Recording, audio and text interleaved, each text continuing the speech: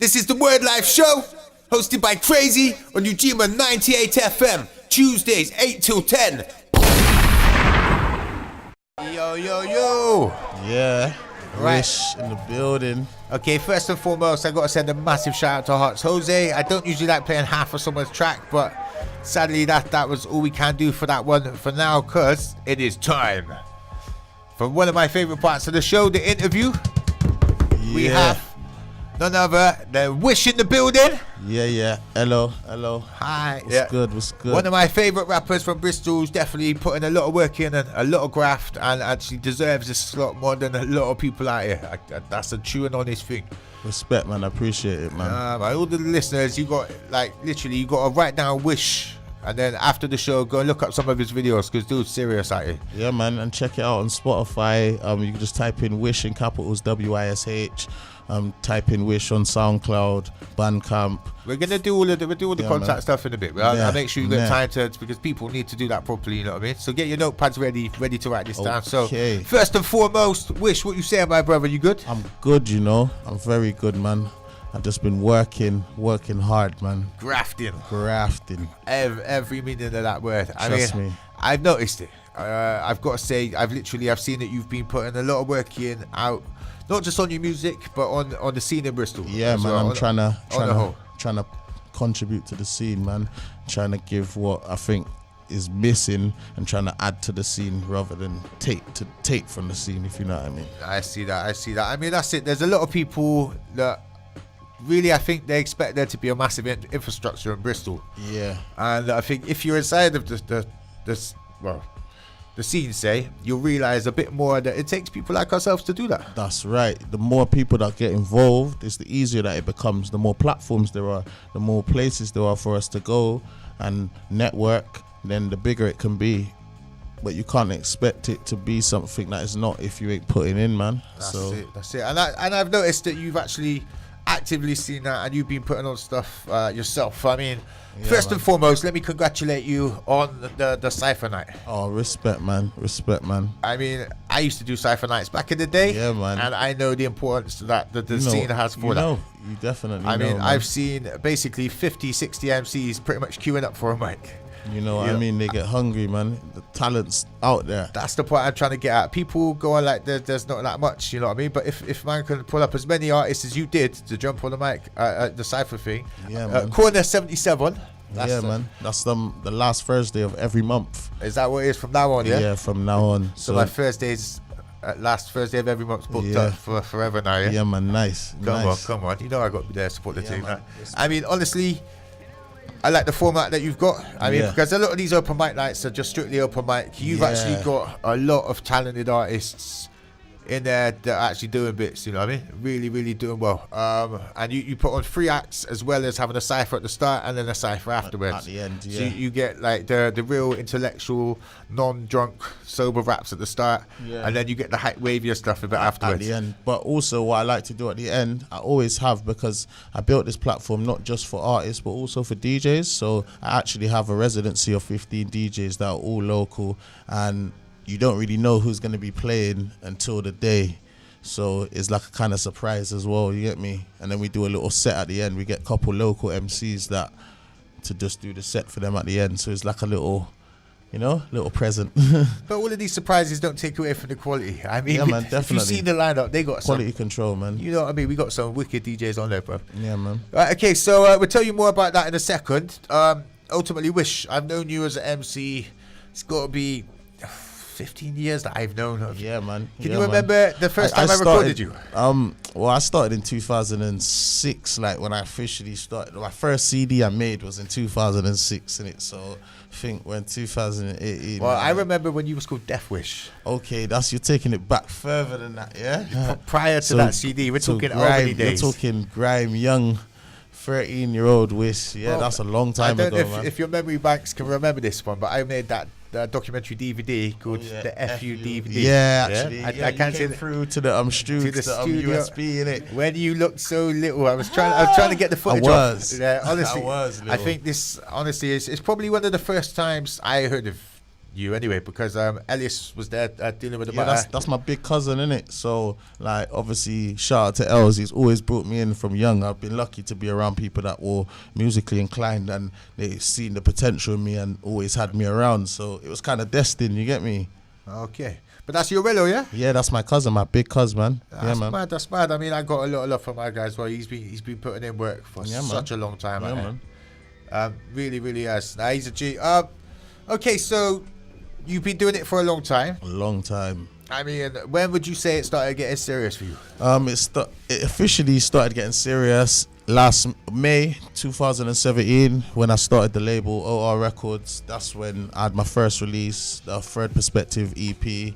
Then we dropped the Real EP, that was a joint EP, me and Vard. And then we had World War 3, that was an LP.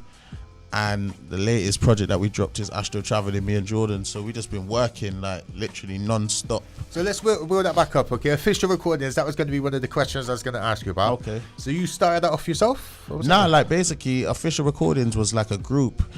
Originally, it was kind of started by like Gilly and that, and Ellis and Van Damme and Vils and myself. We all kind of came together as a collective, and then it kind of over time, it just kind of like just went. I thought it needed to be structured a bit more better, like rather than just being a group. I thought we needed a bit more structure, so I decided to make the label so we could have a platform to put our music out on, and somewhere that we could, you could look for our music and all find it in the same place. So that's why I started the label, basically. Okay, well, and it's taken right off. I mean, I've seen the Official Recordings logo on a heap of flyers now. Yeah, man, we're coming through, man. We've been working hard and we've been working in the background as well. So even though you might not have seen a lot of music, there's a lot of stuff coming and there's a lot of works in the pipeline. So hang on. You say I haven't seen a lot of music? Yeah, like can you just do a rundown? Can you name all of the projects and albums, please? Okay, so since we launched the label, we've had the Real EP, which was my first debut. Which is one. Then we had Third Perspective first. Okay, Third Perspective first. Then the Real EP. 2, yeah. Then World War 3 LP. 3. And then Astro Traveling EP. Okay, so each one of them's got how many? Hang on, so sorry, you had the summer mixtapes as well. Oh no, but those are just free throwaways. Those don't count. They don't count. How do they not count, fam? Their projects full up of bangers, fam. That's for the people, innit? That's just like my little freebie, man. Is the method that I've learned, the Rise of the Foot Soldiers as well? Oh, that was, you're taking that, but that's before then. Oh, that was before then. Okay. Before. Because that's another one I got on my yard as well. Yeah, See, I got the back catalogue there as well. Yeah, you got the backstory from way. That's like when I was working with Van Damme hard, heavy, because that's my first like proper producer that I started making albums with. Shout out to Van Damme, done already. But recently I've been working with like Bailey's Brown and Jose. So those are like the kind of producers that I'm working with at the moment. I got some stuff coming in the pipeline, got some future projects. I got a project with Bailey's Brown, debut album, Boom Bap to the Future. That's coming like early next year. Hang on, the Bailey's Brown one, because a lot of the tracks that you played today were Bailey's Brown one, a couple of them was still. Yeah. Only and that Science. Is all from that Back to the Future project then? Yeah, Boom Bap to the Future. In my head, I was thinking you've already done something with Bailey's before. He's just done some of the tracks off of your previous projects as well, yeah? Or? Nah, because we did World War 3. That was produced by Bailey's Brown. So me and Vard had that. That's a 10-track album produced by Bailey's Brown. So that's what I was thinking. Yeah, sorry, shame on me. Yeah, World War 3 is the one produced by, but that's your collaborative one. Whereas this is your solo one. Solo debut on a label. Right, okay. You know, and the Real EP was produced by Jose. So shout out to Jose as well. Big love to Jose. Stop the drinking, fam. Come on, stop the drinking. He's nice now, man. I got love for Jose. That's my guy. You know, he's a wicked dude, but even better producer. Not crazy producer. You know what I mean? At least his production don't get drunk, you know? Yeah, he's mad with it though. Now, honestly, he's got skills, and you've literally, this is one thing as well.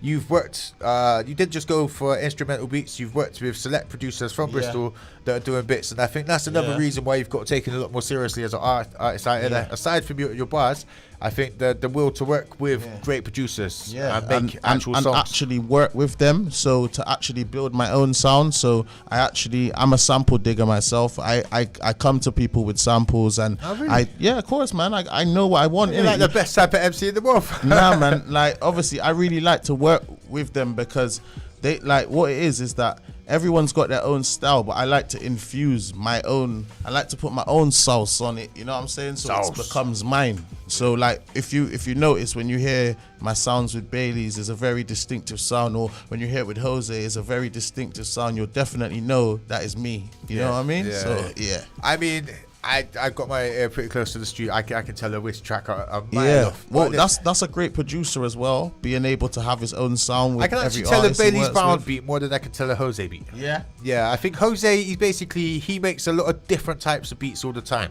Yeah. And nothing to take nothing from Bailey's Brown, but I think Bailey's Brown's got a really distinct sort of style. Distinctive stamp. I hear what you're saying. A bit more so than Jose, but not to take away from either of their production. No, they're both crazy. killing it, They're my favourites. They're my favourites in two Bristol. favourite producers from Bristol, and you've literally got trying to get something off them both together.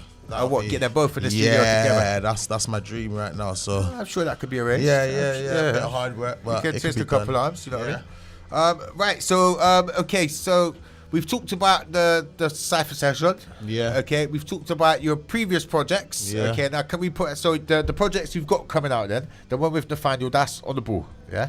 Well, that's the Astro Traveling, the EP. That's out now on SoundCloud and that. But me and Jordan have also got an Astro Traveling LP that is in the pipeline. So that's going to be coming out next year at some point. I don't know when. Got so much work to do, so little time.